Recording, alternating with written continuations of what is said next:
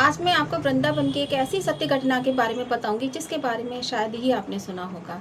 एक ऐसी सत्य घटना कि कैसे हमारे कन्हैया ने, कैसे हमारे नंद लाला ने एक प्यारा सा रिश्ता निभाया और किसके साथ निभाया, आइए जानते हैं उसके बारे में।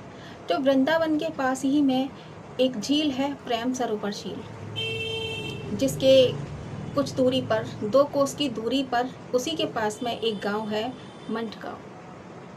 वहाँ एक परिवार रहता था। उस परिवार में एक पति, पत्नी और एक बेटी थी। उस बेटी की माँ बचपन में ही उसका देहांत हो गया था और उसके पिता ने दूसरी शादी कर ली थी। तो उस बेटी को माँ का प्यार नहीं मिल रहा था क्योंकि उसकी सौतेली माँ थी। सौतेली माँ उसको पसंद नहीं करती थी और पिता भी अपनी दूसरी शादी में इतना मग्न था कि उसको अपनी बेटी का ध्यान ही नहीं था। वो अपनी माँ के प्यार के लिए तरस रही थी। कोई से प्यार करने वाला नहीं था उस घर में। लेकिन उसने बचपन में अपनी माँ को कन्हैया जी की भक्ति करते देखा, तो वो भी कन्हैया जी की भक्ति करने लगी और उसने अपना सारा ध्यान, सारा प्रेम कन्हैया जी के चरणों में लगा दिया। वो उनसे प्यार करने लगी, उनकी भक्ति करने लगी। हर समय बस उन्हीं का गुणगान। कहीं भी कीर्तन होता, कुछ भी होता, तो वो वहाँ जाया करती थी। वो अपने माँ बाप से, जो भी सौतेली माँ थी, उससे परमिशन लेके कीर्तन में चली जाया करती थी और भक्ति किया करती बहुत ज़्यादा। बस उसको ये था कि मैं कब उनसे मिल पाऊँगी, मैं कब वृंदावन जाऊँगी, कब मैं अपने कान्हा से मिलूँगी। तो जब वो थोड़ी बड़ी हुई तो उसके पिता को लगा कि अब इसकी शादी कर देनी चाहिए। उसने उसके लिए रिश्ते देखने शुरू किए और उसने वृंदावन में ही उसका रिश्ता तय किया। जब उसको पता चला कि मेरा रिश्ता वृंदावन में हुआ है तो वो बहुत खुश हुई कि अब तो मैं वृंदावन जा सकूंगी, अपने कान्हा से मिल सकूंगी, क्योंकि कान्हा जी की कृपा थी। बहुत खुश। धीरे धीरे शादी का समय नज़दीक आया, उसकी शादी हुई और जब वो विदा होके घर गई तो जैसे नई बहू को सब देखने आते हैं, उसको भी देखने आए। लेकिन उसके मन में सिर्फ एक ही लगन कि मैं कब अपने कान्हा से मिलूंगी, कब मैं जाऊंगी उनसे मिलने, ये लोग कब मुझे भेजेंगे, ये ले जाएंगे तभी तो जा पाऊंगी। उसके मन में बस वही एक चलता रहता कि मैं कब कान्हा से मिलूंगी, मैं कब कान्हा से मिलूंगी। लेकिन उसने सुना था कि अगर आप भगवान से कोई रिश्ता बना लो, उनको अपना रिश्तेदार बना लो, कुछ भी मान लो, तो आप उनके ज़्यादा नज़दीक हो जाते हैं। तो उसने सोचा कि अभी तो मेरी शादी हो गई है वृंदावन में, मैं यहाँ की बहू हूँ और कन्हैया जी तो यहाँ के बेटे हैं, तो इस नाते से वो मेरे देवर हो गए। तो अब तो मैं उनकी भाभी हूँ, अब तो उन्हें मुझसे मिलना ही पड़ेगा और अब देवर हैं तो मिलना ही पड़ेगा। बस उसको एक ही ध्यान हर समय रहता कि कब मैं कन्हैया से मिलूँगी, कब मैं अपने देवर से मिलूँगी। शादी के 2 दिन बाद उसको अपने मायके जाना था, जो कि एक रीत है, बेटी जाती है मायके। मायके गई, फिर उसका पति उसको लेने के लिए आया। वो वापस आई अगले दिन। जब वो वापस आई तो उसके मन में वही था कि मैं कब जाऊंगी, कब मुझे दर्शन होंगे अपने कान्हा के। जब वो रास्ते में मानसरोवर झील के पास पहुंची तो उसके पति ने बोला कि मैं नहा कर आता हूँ, तब तक तुम यहाँ पर बैठ के विश्राम करो। तो वो राधिका जी का वहाँ मंदिर था, वहीं बैठकर विश्राम करने लगी।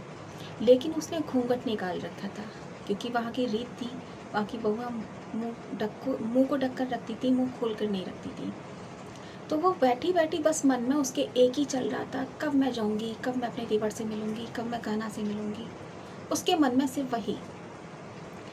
अब भगवान जब कोई उनको इतना याद करता है तो वो कितना ही तड़पाएंगे किसी को। वो बैठी थी और उन्हीं में उनका, उसी में मतलब ध्यान मग्न थी कि मैं कब मिलूँगी, कब मिलूँगी, कब मिलूँगी, अब तो मुझे दर्शन दो, अब तो कान्हा मुझे बुलाओ, अब तो मैं वृंदावन में भी आ गई हूँ।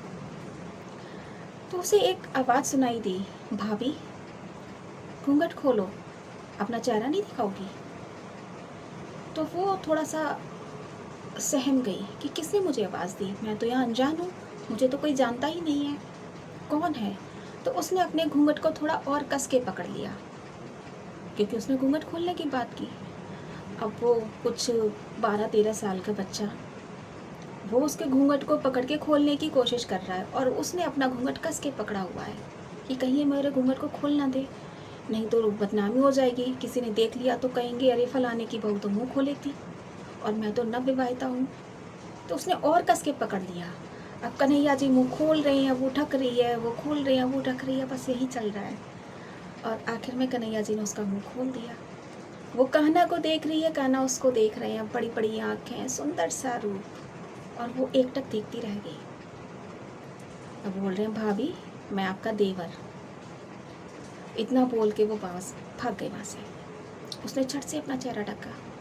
उसका पति बाहर निकल के आया तो बोली कैसा आपका गांव है, यहाँ कोई भी आके ऐसे बोलने लगता है।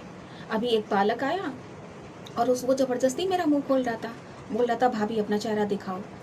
ज़बरदस्ती उसने मेरा मुंह खोल दिया। तो उसके पति को ये सुनकर गुस्सा आया, बोला ठीक है, जब वो दिखेगा तो तुम पहचान तो लोगी ना, मुझे बताना, मैं देखता हूँ उसको, डांटूंगा उसे, ऐसे कैसे कोई किसी का मुंह खोल सकता है।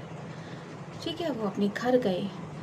अगले दिन उसकी माँ ने बोला, लड़के की माँ ने बोला कि बेटा अब शादी भी हो गई, सारे काम अच्छे से निपट गए और अब तुम बहू को बिहारी जी के दर्शन के लिए ले जाओ, कान्हा के दर्शन करा के लाओ, अभी तुम दर्शन के लिए नहीं गई हो। तो वो दोनों, वो बहुत खुश मन में है कि अब तो मैं जाऊंगी, अब तो मैं मेरे कान्हा को देखूंगी, अब तो मैं मिल पाऊंगी, मेरे देवर से मिलूंगी मैं। अब वो जल्दी से तैयार हुई और जाने लगी। दोनों मंदिर में पहुँचे, लेकिन उसने घूंघट निकाल रखा था क्योंकि वहाँ का रिवाज था। अब वो मंदिर में है लेकिन घूंघट निकाल कर है।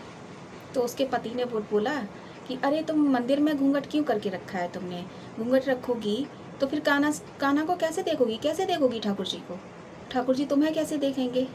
तो उसने अपने जैसा ही अपना मुंह खोला और जैसे ही उसकी नज़र कान्हा पर पड़ी, वो देखती रही और चिल्ला के बोली अरे यही तो था जो उस दिन मेरा चेहरा खोल रहा था, ज़बरदस्ती मुझे भाभी भाभी कह के बुला रहा था, यही तो था।